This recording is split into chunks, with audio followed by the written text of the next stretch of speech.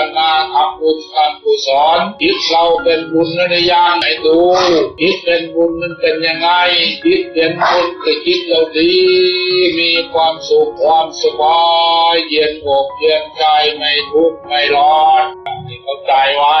นี่แหละบุญคนทั้งหลายทำบุญเราไม่เห็นตัวมันเราทำคุณงามความดีแล้วเราก็มีความสุขเราก็มีความสบายจิตเราไม่ทุกข์ไม่ยากมีความลำบากลำบากเมื่อจิตเราดีแล้วสิ่งทั้งหลายมันก็ดีไปหมดการงานเราก็ดีทำมาหาอะไรก็ดีค้าขายก็ดีเล่าเรียนก็ดีครอบครัวก็ดีชาวบ้านล้านประเทศชาติก็ดีนี่ละประเทศของเราบ้านเมืองของเรา